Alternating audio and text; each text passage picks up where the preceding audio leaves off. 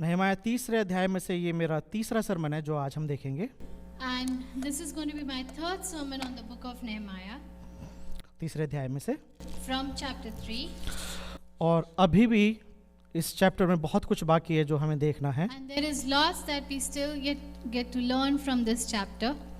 और आज जो मैंने अपने सरमन को टाइटल दिया है, And the title that I have given today for this sermon is निर्माता, Builders. क्योंकि तीसरे अध्याय में हम लोगों को कुछ बनाते हुए ही देख रहे हैं। Because the chapter 3 is full of people involved in making something. और आप जानते हैं कि जब हम परमेश्वर को देखते हैं तो परमेश्वर को भी कुछ करते हुए ही देख रहे हैं। And we see that whenever we look at God, God is also building up something. जब से हमने बाइबल को खोला है तब से हम यही देख रहे हैं कि परमेश्वर बना रहे हैं। Whenever we see this book of Nehemiah, we see that God is making something. हम चैप्टर 1 में देख रहे हैं उत्पत्ति के, चैप्टर 2 में देख रहे हैं कि परमेश्वर कुछ बना रहे हैं। Chapter 1 of Nehemiah, Genesis. chapter 1 of Genesis and chapter 2 of Genesis also speak of God creating something. And not only then, but from that moment onward we see that हम यही देख रहे हैं कि परमेश्वर कुछ बना ही रहे हैं। And all that we are seeing from that moment onwards, from chapter 1 till this book, is God is building something, creating something.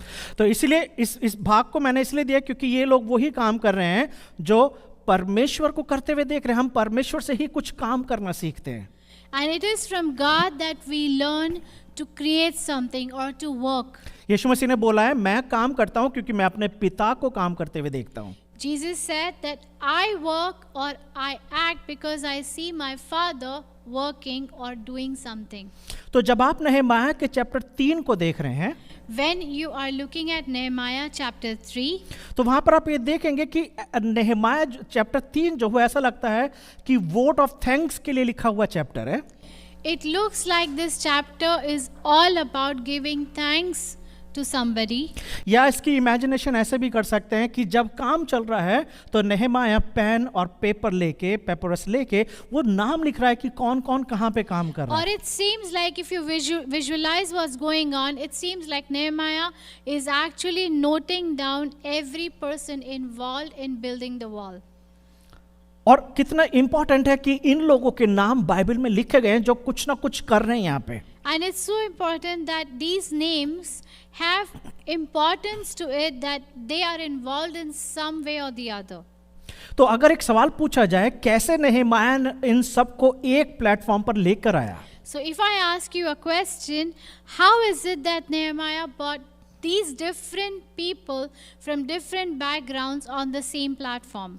या उसको अगर दूसरे संदर्भ में पूछा जाए, विभिन्नता और व्यक्तिगत वरदानों को प्रोत्साहित करते हुए चर्च एकता कैसे प्राप्त की जा सकती है? And if I ask this question in a deeper sense, that how people from different cultures, different backgrounds, different personalities, different gifts come together or can be encouraged towards the same goal as a church.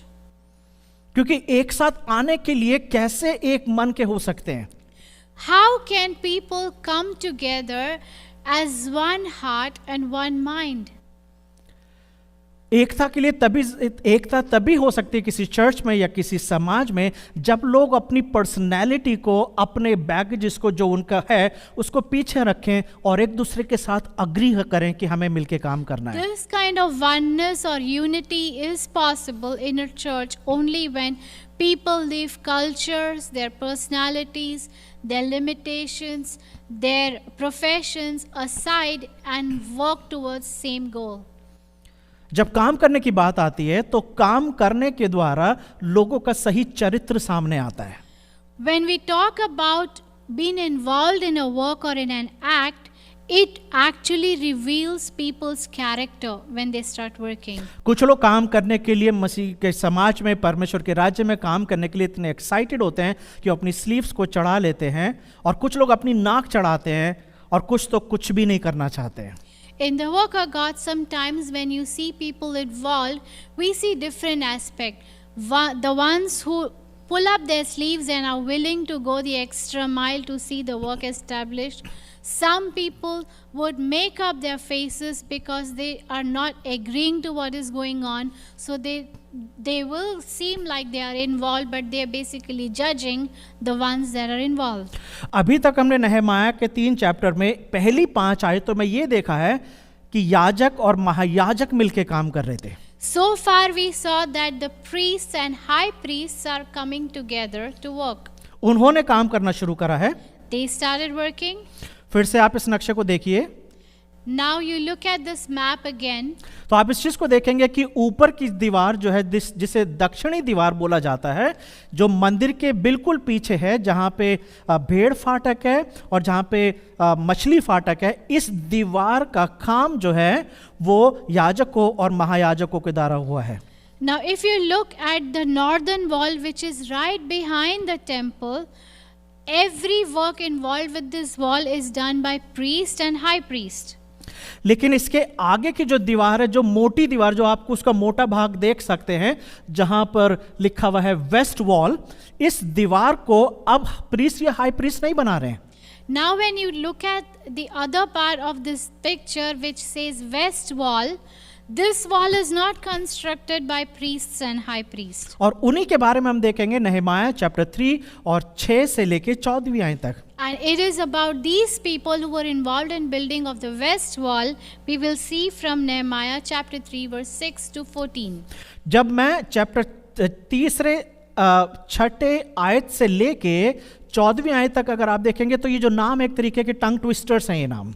Now while I was going through these verses, if you read at these names, they are like tongue twister names. ये आसानी से नहीं पढ़े जा सकते हैं ये नाम, It's not easy to pronounce these names क्योंकि ये इब्रानी नाम है. because these are Hebrew names. दूसरा एक चीज जो इंटरेस्टिंग बात जो मैंने देखी, इन नामों का बैकग्राउंड नहीं है कोई भी. And then other interesting thing about these names is there is no background or no evidence about these names anywhere else. पहले 5 आयतों में से जो मैंने 2 सरमन दिए हैं, मैंने आपको उन नामों का बैकग्राउंड बताया था कि वो किस घराने से आ रहे हैं और कहाँ पे उनकी सेवकाई थी, और उनके बारे में मैंने आपको विस्तार से बताया. The names that came in first 5 chapters of chapter 3, first 5 verses of chapter 3, I told you the background and the historical evidence of these names in the Bible. लेकिन इन नामों की अगर आप स्टडी करेंगे तो आपको ज्यादा कुछ नहीं मिलेगा इनके बारे में. But if you study the names that come from verse 6 onwards, there is no evidence, no historical background about these names. क्योंकि ये लोग कॉमन लोग थे जिनका कहीं कोई अस्तित्व नहीं है, ये बहुत हीरो नहीं थे, इनकी समाज में कोई बहुत बड़ी पहचान नहीं थी. Because these are the people who didn't have lot of social recognition and lot of prestige or lot of status in the society. जैसे कि खास तौर से अगर 6ठी आयत को देखते हैं, वहां पे लिखा हुआ है पुराने फाटक की मरम्मत पासे के पुत्र यहोयादा और बसोदिया के पुत्र मशुल्ला ने की. उन्होंने उसकी कड़ियां लगाई और उसके पल्ले ताले और कड़े लगाए. If you look at verse 6, it says Joiada the son of Paseah and Meshullam the son of Besodiah repaired the gate of Yeshana. They laid its beams and set its doors, its balls and its bars. ये वो नहीं है जो कि हमने पहली 5 आयतों में देखे थे. मशुल्लम जो है ये वो नहीं है जिसके बारे में हमने पहले भी पढ़ा है. This Meshullam is not the one about him we read earlier. 7वीं आयत में लिखा हुआ है और उनसे आगे गिबोन मल्यता और मेरोनोती यादोन ने और गिबोन और मिस्या के मनुष्यों ने महानद के पार के अधिपति के सिंहासन की ओर से मरम्मत की. And then verse 7 goes forward saying, and next to them repaired Melathea the Gibeonite and Jedon the Meronothite, the men of Gibeon and of Mizpah, the seat of the governor of the province beyond the river. और 8वीं और 9वीं आयत भी मैं पढ़ देता हूँ. उनके आगे हया के पुत्र उजियल ने और सुनारों ने मरम्मत की, और इसके आगे हनन्या ने जो गंधियों के समाज का था मरम्मत की, और उन्होंने 4थी शहर पनाह तक यरूशलेम को दृढ़ किया. And 8 and 9 verse say, next to them Uzziel the son of Hariah, goldsmiths, repaired. Next to him, Hananiah, one of the perfumers, repaired. And they restored Jerusalem as far as the broad wall. अगर आप ध्यान से देखेंगे इन नामों को 14वीं आयत तक, तो ऐसा पता चल रहा है कि एक ग्रुप ने बनाया, फिर उसके आगे दूसरे ग्रुप ने बनाया, फिर तीसरे ग्रुप ने बनाया. Now, if you carefully study these sections, it looks like there is a group of people that constructed certain things, then the second group carried on, and then the third group carried on. कौन है ये लोग? Who are these people? Common लोग. They're just common people. ये बंधुआई में से वापस आए हैं They have come out of captivity. और अब इनको एक जिम्मेदारी दी गई है, इनको एक दर्शन दिया गया है नेहमाया के द्वारा, और उस दर्शन को ये पूरा कर रहे हैं. Now, after coming out of captivity, they have been given responsibility. Nehemiah has shared the vision with them, and now they have the responsibility to carry forth this vision. पहले एक चीज मैं क्लियर करना चाहता हूँ 6ठी आयत में. One thing I want to clarify from verse 6. आपके ESV बाइबल में लिखा हुआ होगा कि जैशना gate. In ESV Bible, you will see the word Jeshanah gate. किसी किसी ट्रांसलेशन में इसको लिखा हुआ है old gate. In some translation, it reads as old gate. Confuse ना हो, ये दोनों ट्रांसलेशन सही हैं. Both these translations are talking about the same thing. जैशनाह गेट जो है, जैशनाह जो शब्द है, ये इब्रानी शब्द है Jeshanah is a Hebrew word जिसका मतलब पुराना ही होता है. which means old. तो इसलिए कुछ कुछ ट्रांसलेशन में यहाँ पे लिखा हुआ है 6ठी आयत में ओल्ड गेट, और कुछ ट्रांसलेशन पे लिखा हुआ है जैशनाह gate. That's why some translation read it as old gate or Jeshanah gate. तो कंफ्यूज ना हो, ये दोनों बातें सेम है. So they are all same things. तो क्यों मैं इनकी बात कर रहा हूँ? Why I am saying about these gates? क्योंकि यहाँ पे ये वो लोग हैं जिनका कोई अस्तित्व नहीं है, लेकिन ये आके उस काम को कर रहे हैं जिस काम की चर्चा काफी साल पहले की गई थी. These are the works that were spoken about many years before. अगर आप निकालेंगे यिर्मयाह उसका 31 का 38. If you turn with me to Jeremiah chapter 31 verse 38. मुझे पता है जो लोग ऐसे चर्चेस में जाते हैं जहाँ पे सारी वर्सेस डिस्प्ले होती है, उनके लिए लाइफ आसान सी लगती है, लेकिन मैं जानबूझ के वर्सेस को पावर पॉइंट में नहीं डालता हूँ. There is a reason why I don't put every scripture on the slide. मुझे पता है बहुत सारे चर्चेस में स्क्रिप्चर्स स्लाइड पे डाली जाती है. I know a lot of churches do this, that they have scriptures on the PowerPoint. लेकिन मैं चाहता हूँ कि आप बाइबल में से चेक करें जो बताया जा रहा है. But the idea is I want you to personally look through these verses and see them for yourself. यिर्मयाह उसका 31 का 38 में लिखा हुआ है. Jeremiah chapter 31 verse 38 यहाँ पे लिखा says, हुआ है, देख यहोवा की ये वाणी है, ऐसे दिन आ रहे हैं जिनमें यह नगर हन्नेल के गुम्मट से लेकर कोने के फाटक तक यहोवा के लिए बनाया जाएगा. Jeremiah chapter 31 verse 38 says, The days are coming, declares the Lord, when this city will be rebuilt for me from the tower of Hananel to the corner gate. किसके लिए टावर बनाया जाएगा? For whom is this tower made? यहाँ पे लिखा हुआ है यहोवा के लिए ये टावर बनाया जाएगा. That this tower will be made for Jehovah. ये दीवार किसके लिए बनाई जाएगी? For whom will this wall be made? परमेश्वर यहोवा के लिए. It is for the Lord. लेकिन इंटरेस्टिंग बात यह है कि इस भविष्यवाणी को किसको पूरा करते हुए हम देख रहे हैं. But the most important part and interesting thing is who is fulfilling this prophecy. परमेश्वर के द्वारा यिर्मयाह को दी गई ये जो भविष्यवाणी है ये किसी खास लोगों के द्वारा पूरी नहीं की जा रही है. The prophecy that was given by God to Jeremiah is not fulfilled by some special people, लेकिन आम लोगों के द्वारा पूरी की जा रही है. but common people are fulfilling these prophecy. कौन है ये लोग? Who are these people?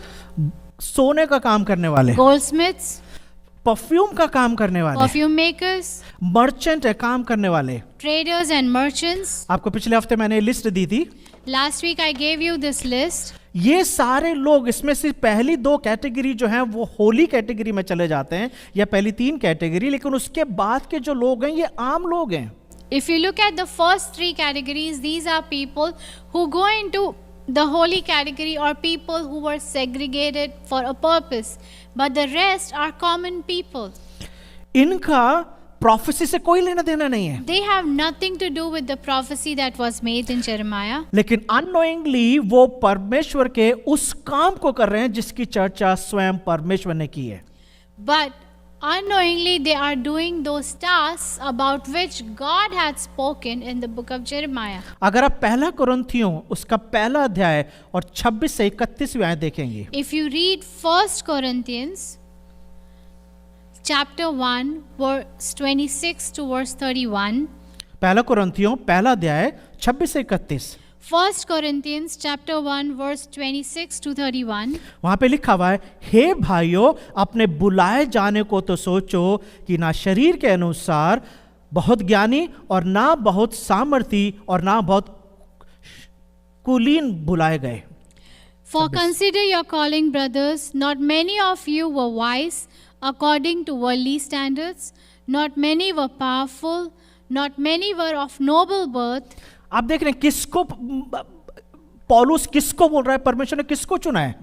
What is Paul trying to say? Who has God chosen?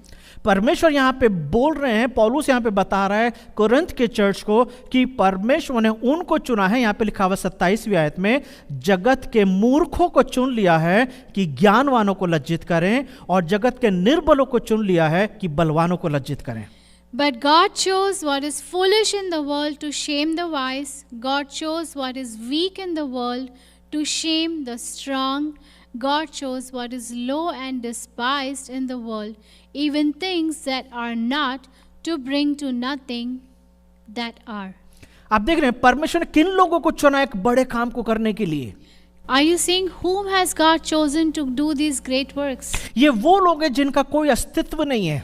These are those people who have no social standing. अगर आप आज यहाँ पर बैठे हुए हैं या ऑनलाइन मेरा सरमन सुन रहे हैं, और अगर आपको ऐसा लगता है कि आपके जीवन में आपकी कोई महत्वता नहीं है, If you are sitting here or the ones who are listening to me online, if you are at the point where you think that your life has no importance, आपके जीवन का कोई मूल्य नहीं है, that your life has no value, या आपसे कोई प्यार नहीं करता है, or if you feel like nobody loves you or embraces you, या आपको ऐसा लगता है आप किसी काम के नहीं हो, or if you feel you're not worth anything, आपको नहमाया 3 अध्याय बार बार पढ़ना you चाहिए। need to read Nehemiah chapter 3 again and again. क्योंकि ये वो लोग हैं जो गरीब हैं, निर्बल हैं और मूर्ख हैं। इन लोगों को परमेश्वर ने चुना है ताकि परमेश्वर के उस बड़े काम को अंजाम दें जिसकी चर्चा परमेश्वर ने यिर्मयाह की किताब में करी है। Because this has list of people who have no social standing, who do not come from noble families, who do not have recognition in the society,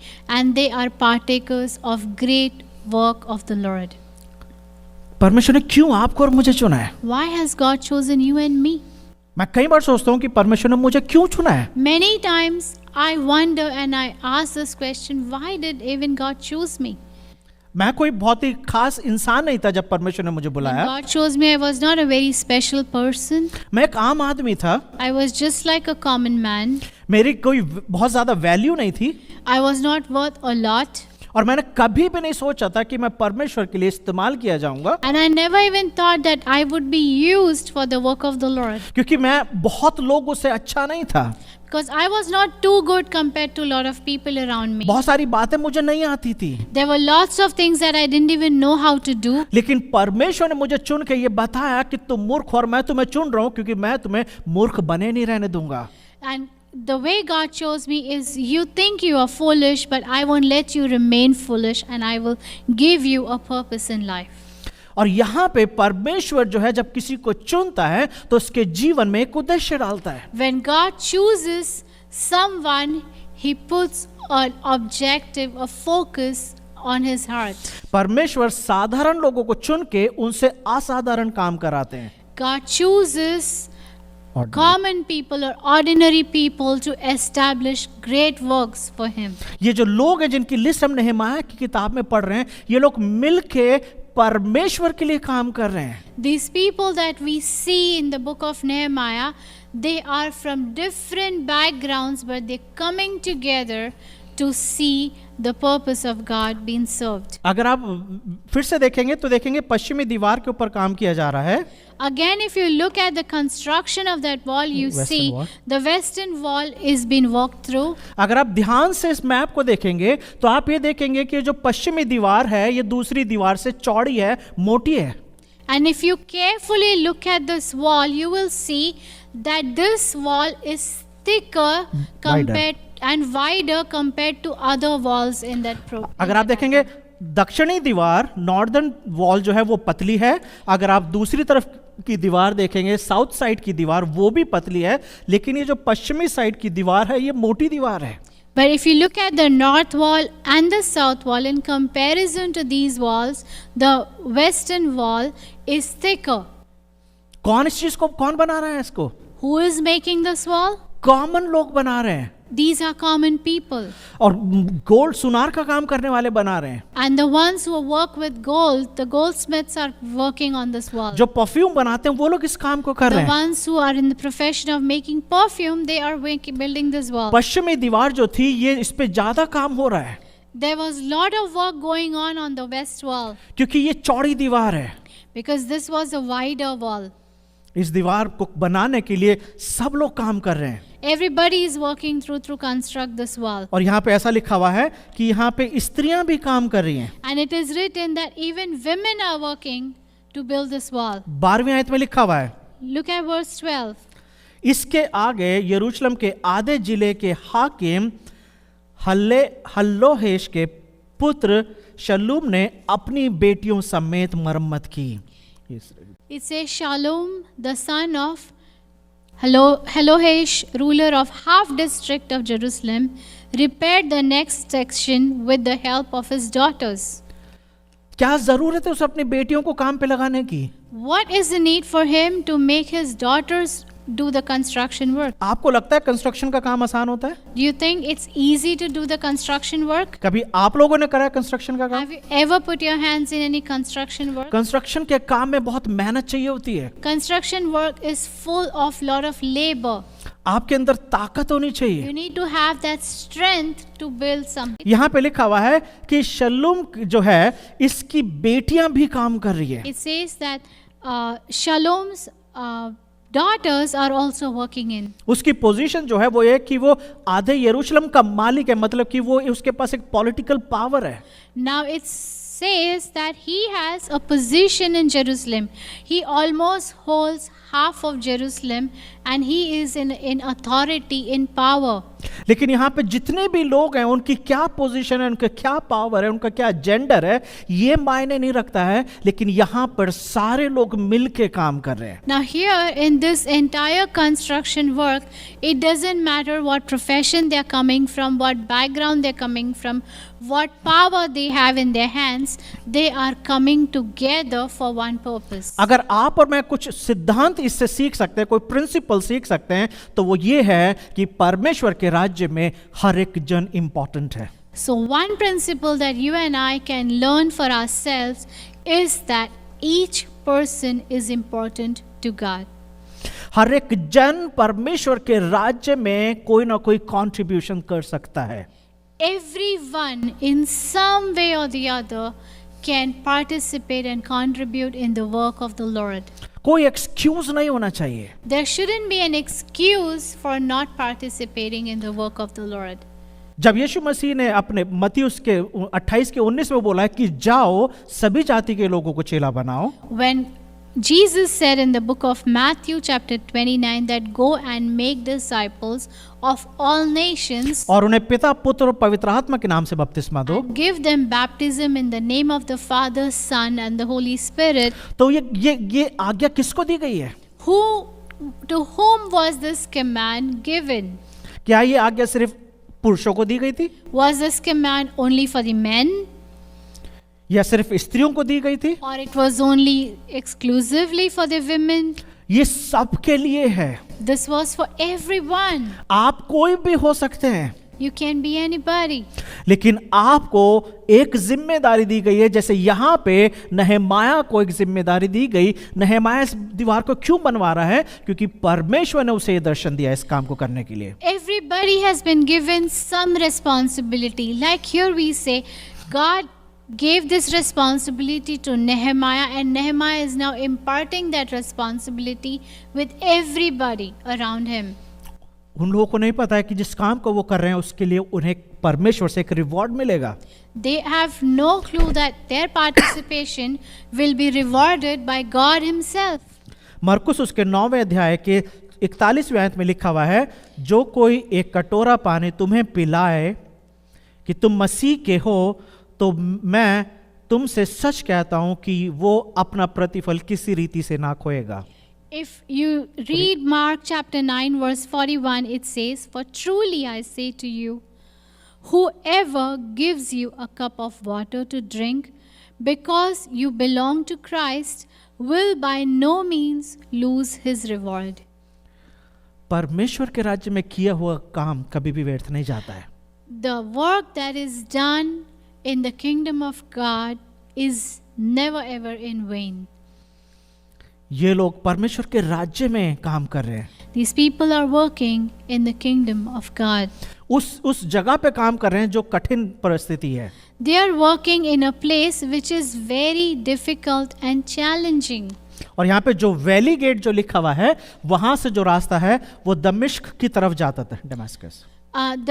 The place from this wall that was leading towards Damascus. और यहाँ पे ये लोग इसलिए काम कर रहे हैं, खासतौर से जो सुनार का काम करने वाले हैं या जितने भी जो मर्चेंट है वो इस पे काम इसलिए भी कर रहे हैं क्योंकि इस जगह पर एक मार्केट लगती थी, एक बाजार लगता था जहाँ पर इन लोगों के अपने स्टोर लगते थे, अपनी स्टॉल लगती थी ताकि वो अपने कामों को, अपने सामान को बेच सकें।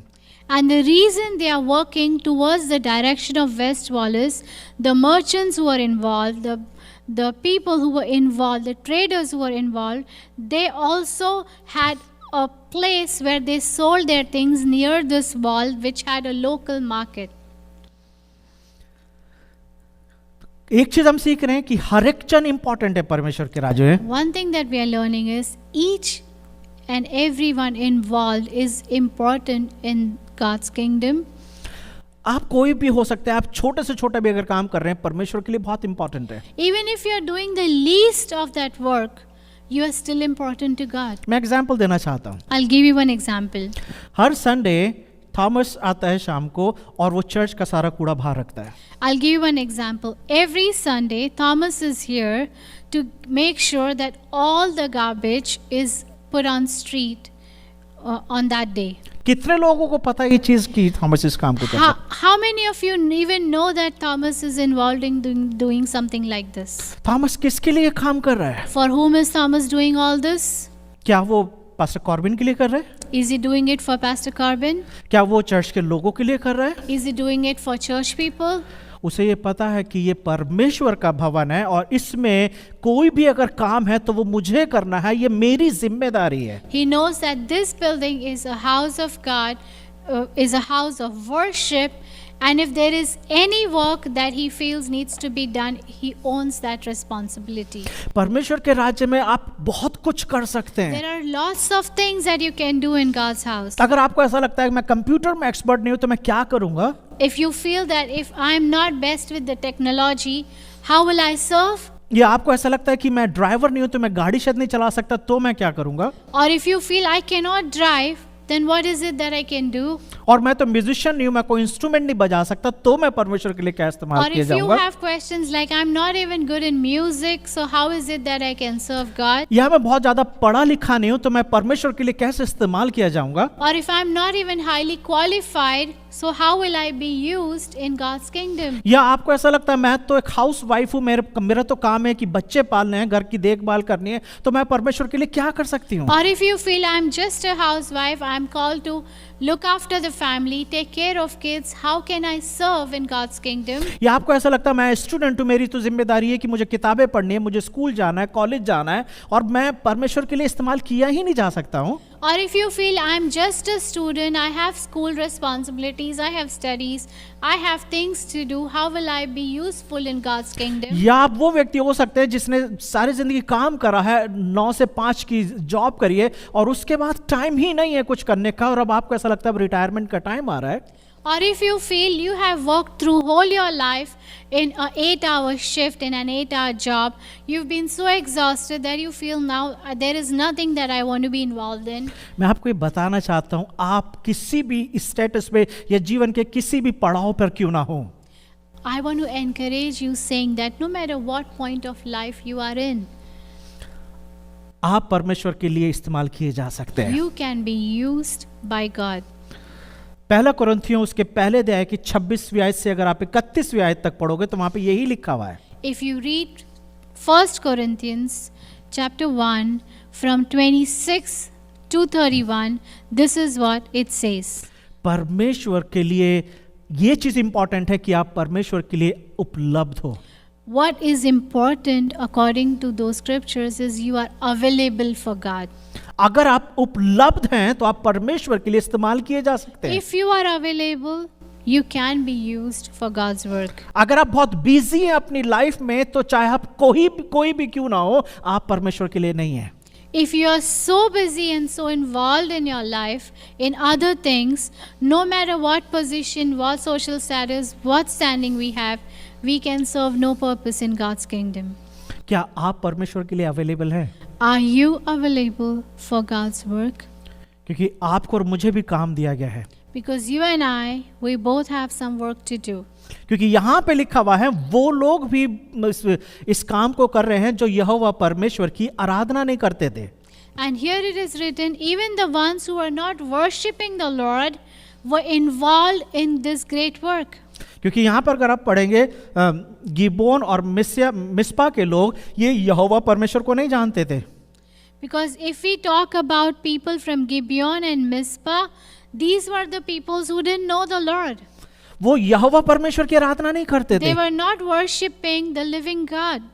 यरीको के लोग यहोवा परमेश्वर की आराधना नहीं करते थे. People from Jericho were not the ones who are worshipping the Lord.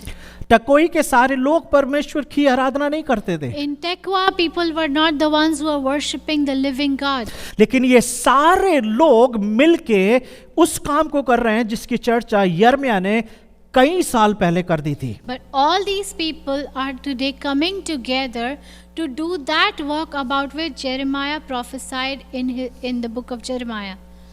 तो कल्पना कीजिए आप और मैं तो परमेश्वर को जानने वाले लोग हैं. So imagine you and I are the ones who know the Lord. तो जो लोग यहोवा की आराधना नहीं करते हैं वो लोग भी इस काम को कर रहे हैं, और आप और मैं जो यहोवा परमेश्वर की आराधना करते हैं, यीशु मसीह के नाम से बपतिस्मा लिया हुआ है, तो सोचिए कि आपकी और मेरी कितनी जिम्मेदारी है. So imagine if you and I are the ones who know the Lord, who have received the water baptism, who are growing in word of God, how much more we shoulder the responsibility to participate in his work. 14वीं आयत तक अगर आप देखेंगे तो वहां पे खासतौर से 13 और 14 में, 13वीं आयत में लिखा हुआ है तराई के फाटक की मरम्मत हानूम, और 14वीं आयत में लिखा हुआ है 13वीं आयत में तराई का फाटक बनाया गया है, 14वीं आयत में कूड़ा फाटक भी बनाया गया है. And then verse 13 and 14 say they repaired the valley gate and they also repaired the dung gate. लेकिन एक चीज और है जो बार बार यहाँ पर आ रही है. But there is one thing that's been repeated again and again. और वो ये है कि जब उन्होंने दरवाजे लगाए तो दरवाजों में उन्होंने वो सारी चीजें लगाई हैं, जैसे कि उसमें कुंडा लगाया है, उसमें ताला लगाया है, उसके पल्ले लगाए हैं, सारा काम करा है. When they made the walls and they put the doors, they put all those things involved in a door. They put the latch, they put the frame for the door, everything. और ये चीजें बार बार आ रही हैं. And these things are repeated all through these verses. जैसे कि मैं आपको बताता हूँ कहाँ पे लिखा हुआ है. 14वीं आयत में लिखा हुआ है. If you read through verse 14 in chapter 3, उसमें लिखा हुआ है कूड़ा फाटक की मरम्मत रेकाब के पुत्र मल्यायाक ने की, जो बेथेकेरेम के जिले का हाकिम था, उसी ने उसको बनाया, उसके ताले, बेड़े और पल्ले लगाए. and it says he built it and put its doors with their bolts and bars in place. क्यों इनके बारे में बात की जा रही है? Why is it specifically written about the bolts and bars and the frames? 3B की बात की जा रही है. 3B. There are 3 B's that it has been talking about: bolt, the bolt, bars, the bars, और एक और है इसके अंदर जो हम देखेंगे कि ये इनको बार बार इनके जिक्र क्यों कराया जा रहा है. and there's one more, and we will see that why is this being repeatedly mentioned. क्यों वो हमें बता रहे हैं कि दरवाजे में उन्होंने बोल्ट भी लगाया है, उसमें सब कुछ लगाया, क्या जरूरत Why है? are they saying that these things were placed on a door? वो इसलिए हमें बता रहे हैं कि जो लोग काम कर रहे हैं उनके लिए परमेश्वर का ये काम करना इंपॉर्टेंट है. Because the ones that are working for the kingdom work of God, for them all these details are important. छोटी से छोटी चीज को वो एड्रेस कर रहे हैं. It's saying that they are taking care of every intricate detail in this building, क्योंकि ये दीवार बिल्कुल सही तरीके से जुड़नी चाहिए. so that these walls are connected to each other well. उसके बीच में कहीं क्रैक या कहीं पे गैप नहीं आना चाहिए. There shouldn't be a patch or a gap left in these constructions. जो फाटक बनाए जा रहे हैं वो अच्छे से लगने चाहिए. The gates should look well presented. क्या सीख सकते हैं हम इन बातों से? What can we see from these little details that are mentioned here? जब आप और मैं सुसमाचार का काम कर रहे हैं When you and I are involved in the work of the gospel, या डिसाइपलशिप कर रहे हैं, or we are discipling someone, क्या हम इस छोटी छोटी सी बातों का ध्यान रख रहे हैं किसी के जीवन में कि उसके जीवन में भलाई उत्पन्न हो? are we taking care of these minute details in that individual's life so that they are blessed with these things? ताकि उसको बाइबल अच्छे से पढ़ना आ जाए, So that we are paying attention that that person understands and reads Bible well, या फिर वो church में टाइम से आना शुरू हो, or that person starts committing himself or herself to come to the church on time, और church के जो सारे प्रोग्राम है उसमें वो पार्टिसिपेट or करे, that person feels comfortable in participating in the events held at the church, church के गाने उसे गाने आ जाए, or that person is well versed with the songs in the church, उसकी प्रार्थना जो है वो इम्प्रूव हो जाए. that the prayer life of that individual is improving. क्या इस तरीके से हम लोग काम कर रहे हैं? क्योंकि यहाँ पे दिखाया जा रहा है कि लोग जो है छोटी से छोटी चीज को चैप्टर 3 के अंदर लिखा गया है जो लोग काम कर रहे Are हैं. we that deeply involved in advancing the gospel for his kingdom that we are paying attention to these little details of an individual's life? ये लोग पूरी तरीके से काम कर रहे हैं. These people involved are paying attention to smaller things in the fixing of these gates and walls. ये लोग तो यीशु मसीह को भी नहीं जानते हैं. These people don't even know Jesus Christ. आपको और मुझे यीशु मसीह के बारे में पता है. You and I know Jesus Christ. आपको और मुझे इस बात का एहसास है कि यीशु मसीह ने आपके और मेरे लिए अपनी जान दी है. You and I know this, that he died on the cross for us. इन लोगों के लिए जो काम कर रहे हैं इनके लिए किसी ने अभी तक जान नहीं दी है. These people who are building, nobody has given their life for them yet.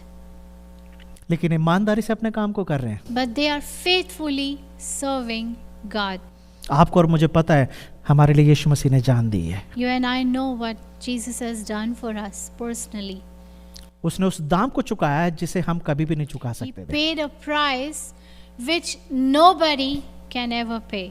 तो इसका मतलब ये है कि हमारी जिम्मेदारी इन लोगों से ज्यादा है. Which means we have greater responsibility in present times compared to these people. याद रखिए मैं एक चीज बार बार बोलता हूँ, One thing I always say, and I'm saying it again, हम परमेश्वर के प्रेम के कर्जदार हैं. we are debtors of the love of God for us. अगर आप इस बात को याद रखेंगे तो आप परमेश्वर के लिए इस्तेमाल किए If जाएंगे. you remember this word that we are debtors of Christ, you will walk differently for his kingdom. दूसरा चीज जो आपको और मुझे याद रखने की जरूरत है, Second thing that you and I need to remember is जो अवेलेबल है, जो उपलब्ध है, परमेश्वर उसी को इस्तेमाल कर रहे हैं. the one who is available in his kingdom is used for his kingdom. अगर आप अपनी लाइफ में ज्यादा से ज्यादा बिजी हैं तो आप परमेश्वर के लायक नहीं हैं. If your life is such that you're overoccupied with everything else, then you do not give yourself for the work of the Lord. तो आइए मिल के आनंद के साथ परमेश्वर के राज्य में काम So करें। let us come together to work Joyfully. for His kingdom with complete joy. इन्हीं बातों से मैं आपको एनकरेज करना चाहता हूँ। With these things, I want to encourage you all. याद रखिए जो बातें आपने सीखी हैं आज, Remember all that you have learned today. हमें अब उपलब्ध होना है We need to be available, और हमारी जिम्मेदारी है कि हम परमेश्वर के लिए इस्तेमाल किए and we जाए। have responsibility that we need to be useful in His kingdom. अगर आप कुछ ऐसा काम करते हैं कि जिसके बारे में किसी को नहीं पता है, If you are involved in a work that about which nobody is aware, परमेश्वर जानते हैं। God knows it. बिल्कुल परेशान ना हो कि मैं जो कर रही हूँ या कर रहा हूँ इसके बारे में तो किसी को पता ही नहीं है। Don't even think that even if I'm doing these little things, but nobody is recognizing me. परमेश्वर के राज्य में उसका हिसाब रखा जा रहा है जो आप परमेश्वर के लिए कर रहे हैं। God is accounting everything that you're doing for Him in His love. यीशु मसीह ने बोला ना मरकुस में कि एक गिलास पानी भी पिलाएंगे तो उसका भी रिवॉर्ड मिलेगा। Because it is He who said in the book of Mark that even if it is a glass of water that somebody is offering, that is also accounted. तो कल्पना कीजिए अगर आप उससे ज्यादा कर रहे हैं तो आपका रिवॉर्ड परमेश्वर की तरफ से So है। just imagine if you are doing anything to bring honor and glory to Him, it is important in the eyes of the Lord. तो आप एनकरेज हो और परमेश्वर के लिए इस्तेमाल So किए जाए। be encouraged that God is using you for His kingdom work. आइए दुआ करें। Come, let us pray.